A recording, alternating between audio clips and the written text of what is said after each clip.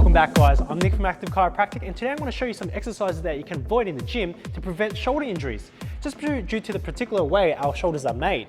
For example, if our shoulders are up like so and externally rotated and we keep going up and down like so, especially in those festivals, you can actually slam in those structures in there. For example, the bursa and even the tendon, and it can cause them to be torn or even inflamed. So best to avoid these exercises. So dumbbell flies, people say that doing this exercise will give them more of a point of stretch. This is simply not true. You're basically causing more torque on the actual shoulder joint, and this increases the risk of damage. You can easily replicate this movement by simply just doing a normal dumbbell chest press. Torque in common terms is basically leverage. It's a bit like when you use a wrench and you hold it close to a bolt that you're trying to unscrew, you might need to use a lot more force. But if you were to grab it on the end of the wrench, you don't need to use as much force and there's much more torque onto the joint. Therefore, there's a lot more force onto the joint. Now, if you really want to create more stretch on the actual pec fibers, what you do is you can retract the shoulder blades back, and this increases the range of motion of the actual shoulder joint, instead of extending your arm out and creating stress and strain onto the shoulder joint.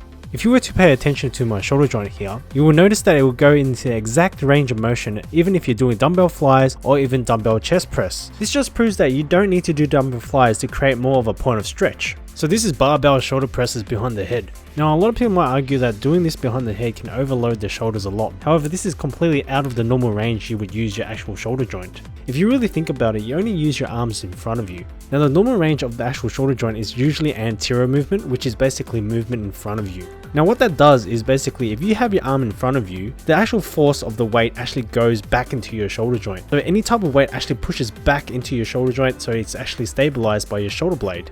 If you do use any weights behind your neck, that means the weight actually pushes in front of you. So it actually travels from behind the neck, down the arm, in front of your shoulder joint. So it actually pushes into your chest. Now there's not much stabilization that actually happens there. Therefore you're actually prone of dislocation, actually laxity of the ligaments around there. Now externally rotating your arm backwards and actually pushing up, what happens is a lot of the ligaments, especially the supraspinatus ligament, is actually getting crushed under the subacromial space, which is the space where normally a lot of people get bursitis. So try not to do this type of movements, and you can actually prevent yourself from a lot of shoulder injuries and a lot of grief. Barbell upright rows. Alright, upright rows can be one of the worst exercises out there. It just puts your shoulder into an impingement position straight away. A lot of chiropractors and physiotherapists actually use this position to actually find shoulder impingements. This orthopedic test is actually called Hawkins-Kennedy's test. It actually finds the impingement for the actual supraspinatus. By doing a lot of reps in this position, you're basically just replicating a shoulder impingement multiple times. You're basically smashing against all the structures like the supraspinatus tendon and the bursa in between your shoulder joints. So what you can use instead is actually a pair of dumbbells instead of a barbell, so you actually take your wrist out of a fixed position so you can move freely with your wrist, and then there'll be less risk of injury. And placing your hands just slightly above your shoulder joint.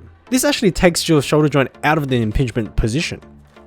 Once again guys, if you do have a shoulder injury or rotator cuff injury, best to see a professional and get yourself sorted out properly.